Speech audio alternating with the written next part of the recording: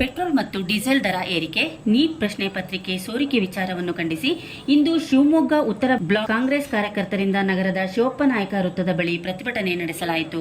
ಖಾಲಿ ಗ್ಯಾಸ್ ಇಟ್ಟು ವೈದ್ಯರ ಸಮವಸ್ತ್ರ ಧರಿಸಿ ವಿಭಿನ್ನ ರೀತಿಯಲ್ಲಿ ಪ್ರತಿಭಟನೆ ನಡೆಸಿದ ಪ್ರತಿಭಟನಾಕಾರರು ನೀಟ್ ಪ್ರಶ್ನೆ ಪತ್ರಿಕೆ ಸೋರಿಕೆ ವಿರುದ್ಧ ಆಕ್ರೋಶ ವ್ಯಕ್ತಪಡಿಸಿ ಪ್ರಧಾನಿ ನರೇಂದ್ರ ಮೋದಿ ದೇಶ ನಡೆಸಲು ವಿಫಲರಾಗಿದ್ದಾರೆ ಎಂದು ಘೋಷಣೆ ಕೂಗಿ ತಮ್ಮ ಆಕ್ರೋಶ ಹೊರಹಾಕಿದರು. ಕೂಡಲೇ ಪೆಟ್ರೋಲ್ ಮತ್ತು ಡೀಸೆಲ್ ದರ ಇಳಿಸುವಂತೆ ಪ್ರತಿಭಟನಾ ನಿರತರಾದ ಕಾಂಗ್ರೆಸ್ ಮುಖಂಡ ಎಚ್.ಸಿ. ಯೋಗೀಶ್ ಒತ್ತಾಯಿಸಿದರು.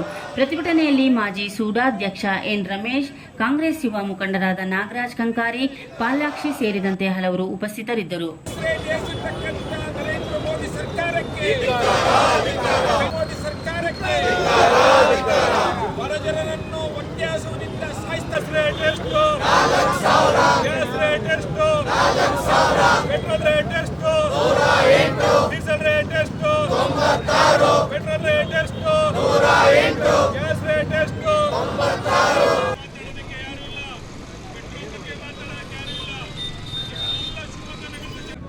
ಎಲ್ಲರ ಮನೆ ಮೇಲೆ ಕಲ್ಲಿಡಿದ್ರು. ಯಾರು ಅಂತ ಹೇಳಿದ್ರೆ ಯಾರ್ಯಾರು ಅಧಿಕಾರ ನಡೆಸತಕ್ಕಂಥ ಬಂದವ್ರ ಮನೆ ಮೇಲೆ ಕಲ್ಲಿಡಿದ್ರು. ಏನಂತ ಹೇಳಿದ್ರೆ ಪೆಟ್ರೋಲ್ ಕಾ ದಾಮ್ ಕಮ್ ಹುವಾ ನಹೀ ಹುವಾ, ಡೀಸೆಲ್ ಕಾ ದಾಮ್ ಕಮ್ ಹುವಾ ನಹೀ ಹುವಾ. ಈ ಸರ್ಕಾರಕ್ಕೆ ಓಟ್ ಕೊಟ್ಟ ಮೇಲೆ ಯಾವ ರೀತಿ ಪರಿಸ್ಥಿತಿ ಅಂತ ಹೇಳ್ಕೊಂತ ಬಂದ್ರಿ. ಆದರೆ ಇವತ್ತು ನರೇಂದ್ರ ಮೋದಿ ಅವರಿಗೆ ಕೇಳ್ತೀನಿ, पेट्रोल का दाम कम हुआ या ज़्यादा हुआ मोदी जी? डीजल का दाम कम हुआ या ज़्यादा हुआ? गैस का दाम कम हुआ या ज़्यादा हुआ मोदी जी? बोलो.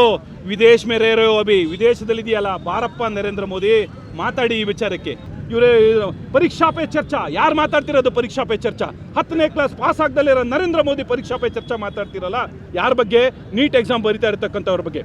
ಇವತ್ತು ಒಂದು ಚಾಲೆಂಜ್ ಇರಲಿ. 22 ಲಕ್ಷ ಜನ ವಿದ್ಯಾರ್ಥಿಗಳಲ್ಲಿ ಹಿಂದೂಗಳೆಷ್ಟು, ಮುಸಲ್ಮಾನರೆಷ್ಟು, ಕ್ರಿಶ್ಚಿಯನ್ಸ್ ಎಷ್ಟು, ಬೇರೆಯವರೆಷ್ಟು ನೋಡೋಣ. ಹಿಂದೂಗಳೇ ಹೆಚ್ಚು. ಇವತ್ತು 22 ಲಕ್ಷ ಜನ ವಿದ್ಯಾರ್ಥಿಗಳಲ್ಲಿ ಹಿಂದೂಗಳೇ ಹೆಚ್ಚು. ಅವರ ಹೆಸರಿನ ಮೇಲೆ ನೀವು ರಾಜಕಾರಣ ಮಾಡಿದ್ದೀರಾ, ಅವರ ಹೆಸರು ಮೇಲೆ ನೀವು ಓಟ್ ತೊಗೊಂಡ್ಬಂದಿದ್ದೀರಾ. ಹಂಗಾರೆ ಒಂದು ಕಂಡೋಲೆನ್ಸ್ ಕೂಡ ಹೇಳಲಿಲ್ಲ. ಇಷ್ಟೆಲ್ಲ ಆಯ್ತಲ್ಲ. 4 ವಿದ್ಯಾರ್ಥಿಗಳು ತೀರ್ಕೊಂಡ್ರಲ್ಲ, ಆ ವಿಚಾರವಾಗಿ ನಿಮ್ಮ BJP ಕಚೇರಿಯಲ್ಲಿ 4 ಜನದ ವಿಚಾರಕ್ಕೆ ಅವರೆಲ್ಲ ಸತ್ತಿದ್ದಂಥವರು ಹಿಂದೂಗಳೇ. ಅವ್ರ ವಿಚಾರಕ್ಕೆ ನೀವೆಲ್ಲರೂ ಒಂದು ಕಡೆ ಕಂಡೋಲೆನ್ಸ್ ಮಾಡಿದ್ರೇನ್ರಿ? ನಿಮ್ಮ ಪಕ್ಷದಲ್ಲಿ ಕಚೇರಿಯಲ್ಲಿ ಜಾಗ ಇಲ್ಲ ಅಂತ ಹೇಳಿದ್ರೆ ಯಾವ್ದಾದ್ರು ಹೋಟ್ಲಲ್ಲಿ ಮಾಡಿದ್ರೆ ಆ ಹೋಟ್ಲ್ ಬಿಲ್ಲು ನಾವೇ ಕೊಡ್ತೀವಿ, ಹಾರನ್ನು ನಾವೇ ತೊಗೊಂಡು ಬರ್ತೀವಿ. ಯಾಕೆ ಮಾಡ್ತಿಲ್ಲ ಅಂತ ಹೇಳಿದ್ರೆ ನರೇಂದ್ರ ಮತ್ತು ಧರ್ಮೇಂದ್ರದ ಡಬಲ್ ಆ್ಯಕ್ಟಿಂಗ್ ಇರೋದ್ರಿಂದ ಯಾಕೆ ಮಾಡಿ ನಾವು ಸಸ್ಪೆಂಡ್ ಆಗೋಣ ಅಂತಕ್ಕಂಥ ವಿಚಾರದಲ್ಲಿದ್ದಾರೆ. 4,000 ರೂಪಾಯಿ ಕೊಟ್ಟರೆ ಗ್ಯಾಸನ್ನ ಬರ್ತಾ ಇದೆ, 108 ರೂಪಾಯಿ ಕೊಟ್ಟರೆ ಪೆಟ್ರೋಲ್ ಬರುತ್ತೆ 1 ಲೀಟ್ರು, 96 ರೂಪಾಯಿ ಕೊಟ್ಟರೆ ಡೀಸೆಲ್ ಬರ್ತದೆ 1 ಲೀಟ್ರು.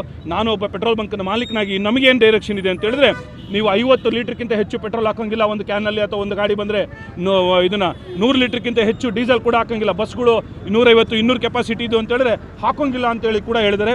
ಮುಂಚೆ ಹಿಂಗೆ ಸ್ಟಾಕ್ ಕೂಡ ಕಳಿಸ್ತಾ ಇಲ್ಲ. ಇದ್ರ ಬಗ್ಗೆ ನಮ್ಮ MP ಅವರು ಕೂಡ ಶ್ರವಣಕುಮಾರನ ಥರ ಅಪ್ಪನ ಮೆರವಣಿಗೆ ಮಾಡೋದನ್ನು ಬಿಟ್ಟು ಇದ್ರ ಬಗ್ಗೆನೂ ಕೂಡ ಚರ್ಚೆ ಮಾಡಿ ಅಂತಕ್ಕಂಥದ್ದು ಕೂಡ ಈ ಸಂದರ್ಭದಲ್ಲಿ ಹೇಳೋಕ್ಕೆ ಇಷ್ಟಪಡ್ತಾ ಇದ್ದೀವಿ.